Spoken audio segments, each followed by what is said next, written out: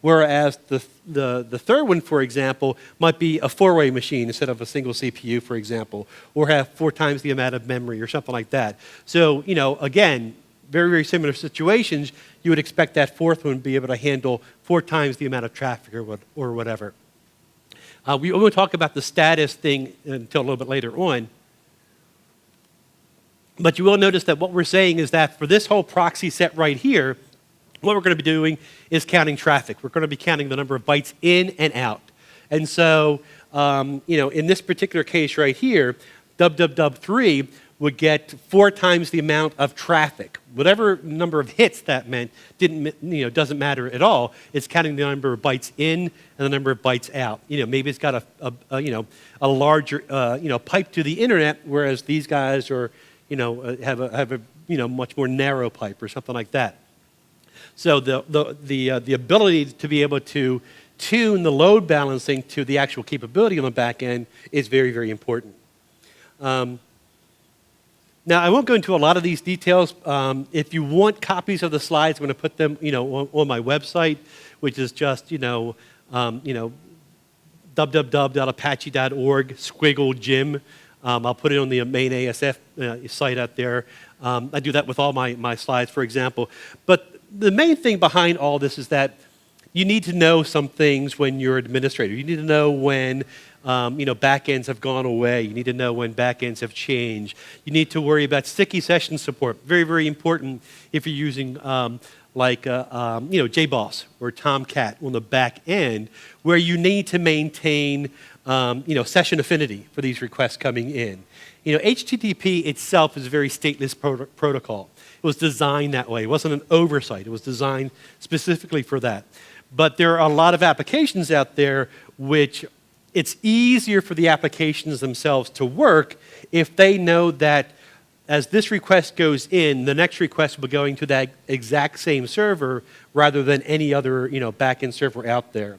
And so the backend application server needs to know that it's having this support for sessions, and the front-end web server who's doing load balancing needs to support that as well. And so Apache supports that.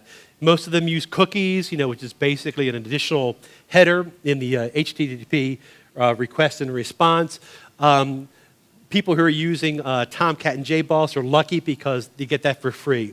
If you're using other technologies, you have to implement that yourself. You've got to force this session cookie into the actual request or response, at which point Apache and the server on the back end will keep those things going. Okay, so some of the things that we do have and do provide with these cluster sets, these balancers inside of Apache, is the whole set of failover.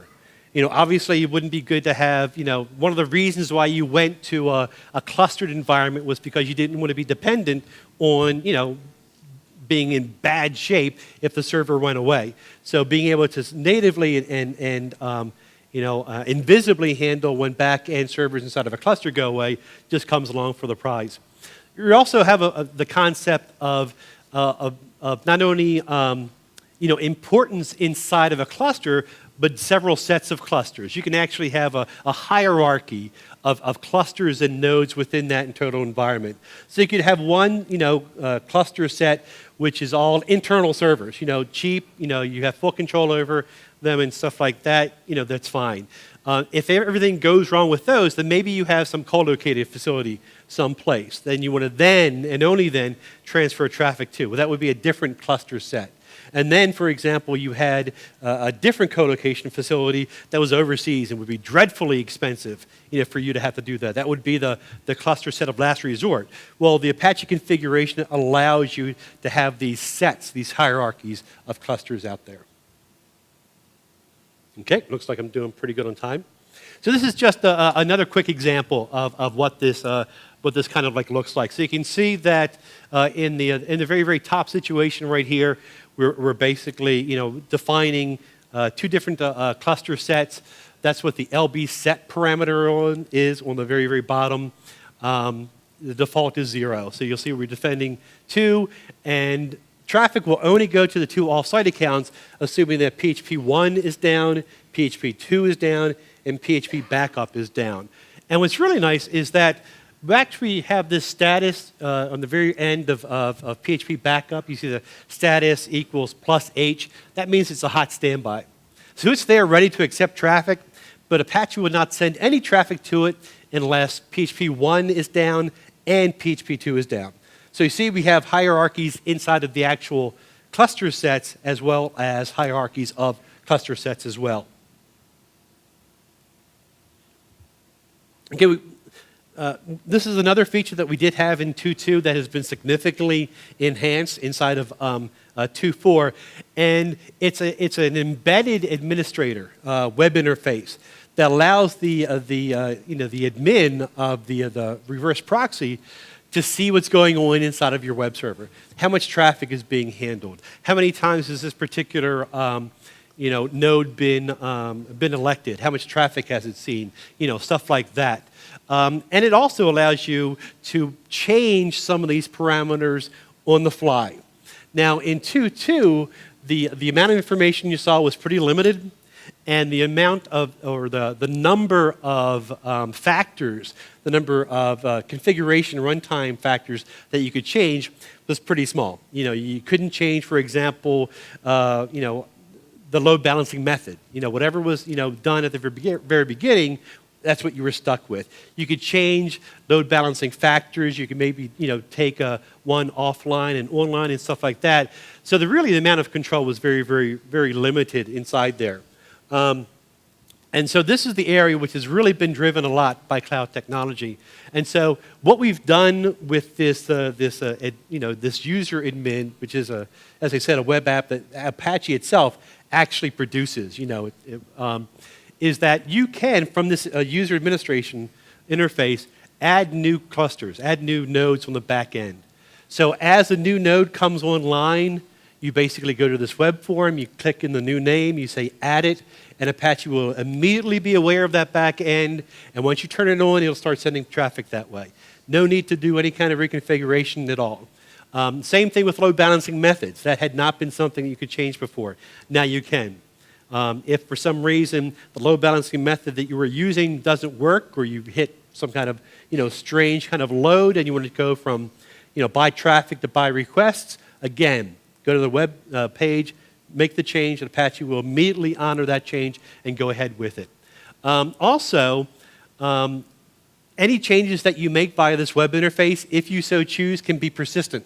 So that way, when you take Apache down and then start it back up again, it'll not only go ahead and honor what was in the original configuration file, but it will see whatever changes you had made since that period of time and add those in again. Finally, all this is done in a pretty restful kind of interface. It's not completely restful yet.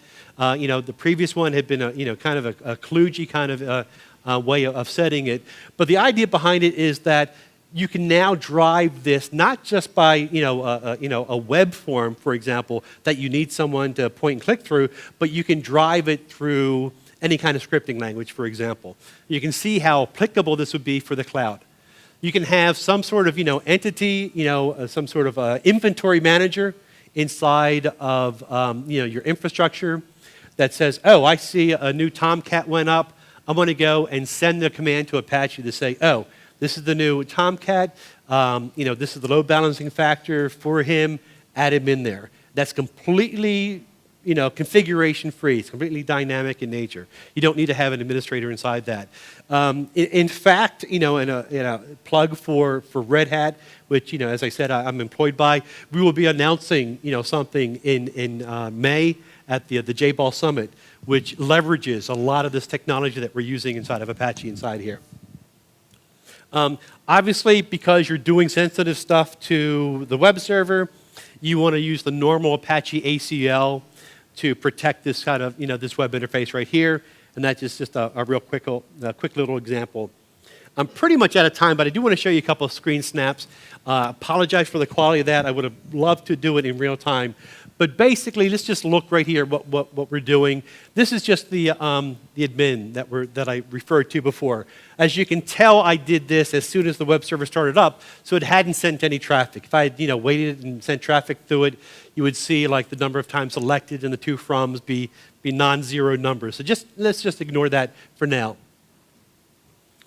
But you can see that what I want to do right here is on the very, very last one, snap, crackle, and pop, which currently has a load factor of 1.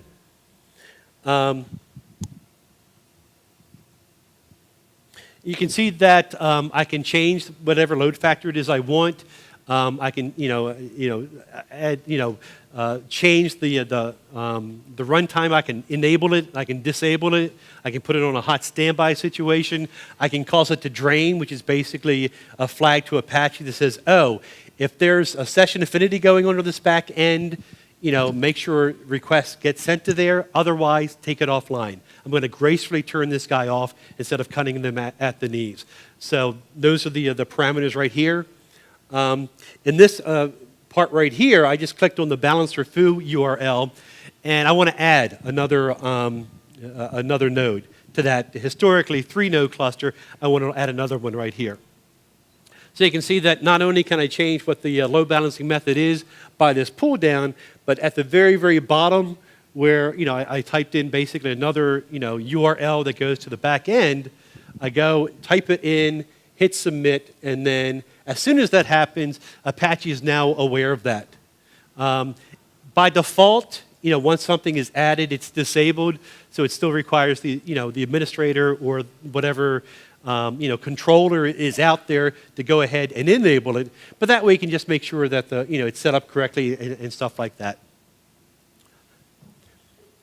Anyway, that is I'm way past my time. There is a lot more flexibility and freedom on being able to control these. I won't go through all of these at all.